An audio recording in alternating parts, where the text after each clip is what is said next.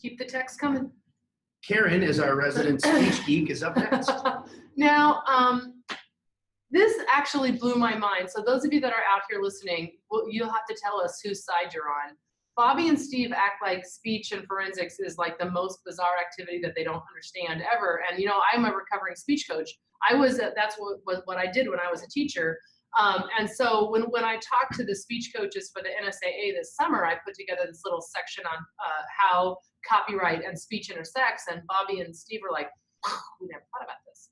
So with that said, we're going to do a hypothetical speech team, and we have a poetry student who wants to do a dramatic reading of many of Taylor Swift's It's you, songs. so of course it's dramatic.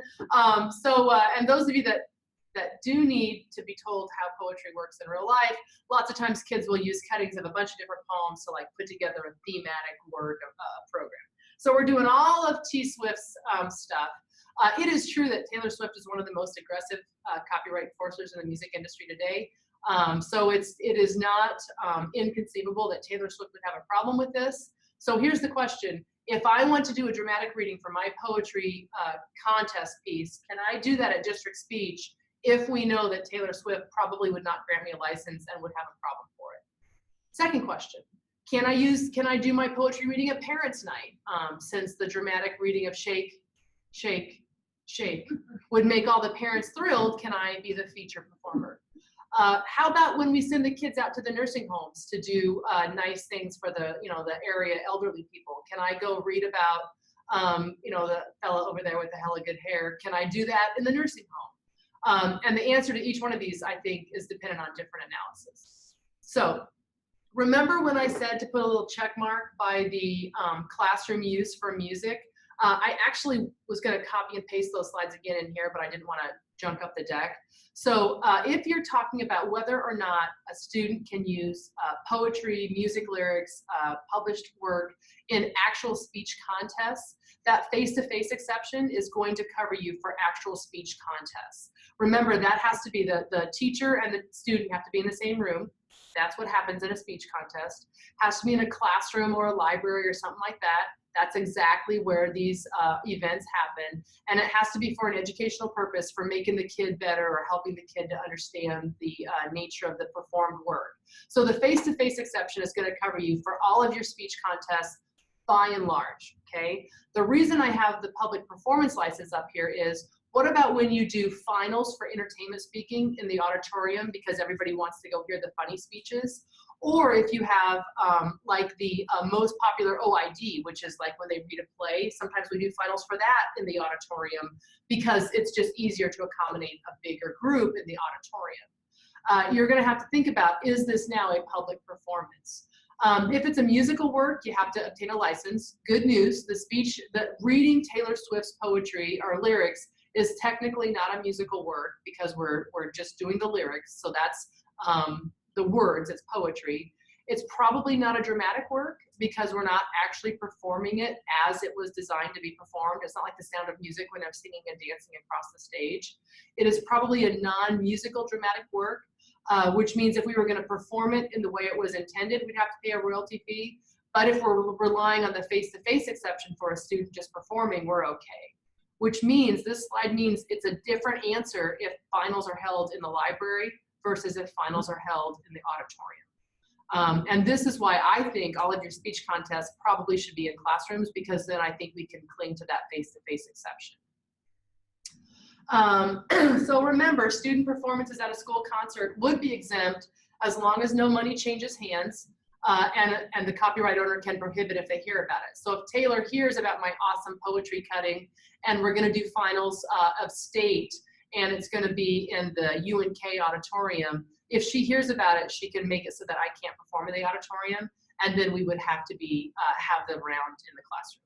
So it's weird to me, but the geographic location of the speech contest matters a lot for the copyright analysis. Sometimes we have speech teachers that want to record student performances. I used to do that all the time when I coached. Number one, check the license and see if it flatly prohibits a recording. Sometimes we're cutting from a play that the school has bought the license to, and the play license will include public performance but will limit recordings because they have a problem with that. That brings us a problem with Strive. again, for live streaming speech contests. Now, teachers can do a single recording of a musical performance, but that's not going to get us the solution for speech because it's not a musical performance. That requires another license if you're going to distribute it. And for a non-dramatic musical work, again, if you're going to perform it and record it for anything other than just for the kid to use personally to get better, you're going to have to pay the royalty fee. So recording these performances creates a whole nother level of difficulty is the point. So forensics competitions, which these two didn't know what forensics was. Again, I want you to text me and tell me how you're judging them. Forensics, I don't know. because you like judged my entire professional life before I went to law school. I'm just judging how important it still is to you. It's taking a deep cleansing breath. So forensics would include both speech and debate. That's why that probably qualifies under the face-to-face exception.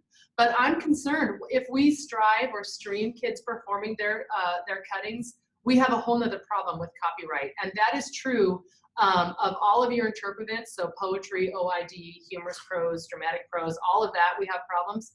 But now what about your platform events? Persuasion, informative, entertainment. Any kid that's using a visual aid that they've copied out of a book, we're gonna have to think about what the copyright implications are of that. But a kid doing a speech that he or she wrote themselves without a visual aid, extemp, impromptu, we're probably cool because now it's all the student's own work, assuming we haven't plagiarized the speech. Parent night is another problem because again, we're not now in the face-to-face exception. We're not in a classroom. We're not having the kid just do it for their own benefit. It's like for the parents to be happy. I think we're probably okay as long as we don't charge admission to parent night, but that is a risk. It's a calculated risk to have students performing in the auditorium for parent night. What if mom videos the kid reading the cutting and then puts it on her Facebook page? Or we had a kid probably 5 years ago, who was graduating from high school, and he did his serious prose in church as like part of a sermon. And I think that's probably copyright violative because that's not the face-to-face exception. It's not for educational purposes. Then it becomes more of a performance. So getting back to T-Swizzle and whether or not I can do poetry, 100% I think I can use Taylor Swift's lyrics for district speech because we're in that face-to-face exception as long as active coaching and teaching is occurring and the rounds are in classrooms, we're good to go. Can we use Swift's lyrics for parent night?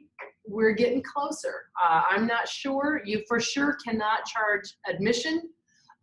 We probably then would be under the school concert exception, not the face-to-face exception, but please don't record it because I'm worried that that takes us out of the school concert exception.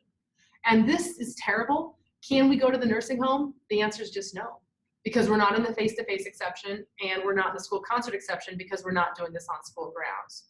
I'm worried about this for your show choir going to the mall. A lot of times, like local businesses or the Rotary or the Lions have kids come in and do either an interp event or sing show choir songs at someplace other than the school.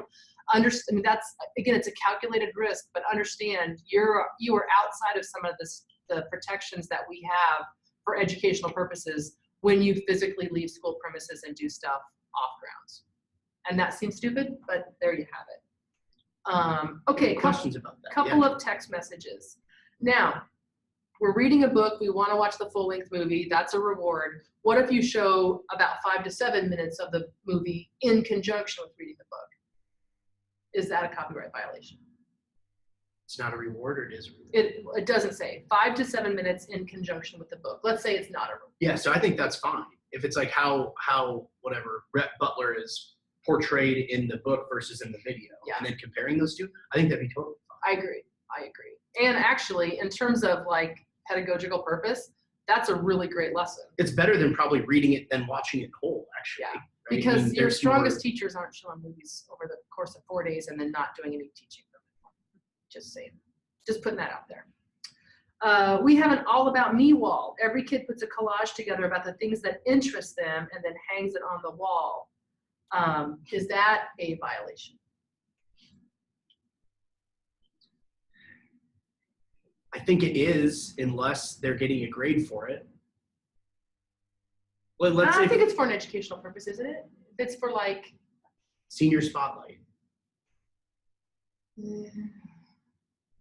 well, what they're so what is the kid putting up on the wall? Right, and that's gonna Family be the question. pictures. Family pictures, fine, but the full quote from some John Gordon book? Maybe. It's close. It's close.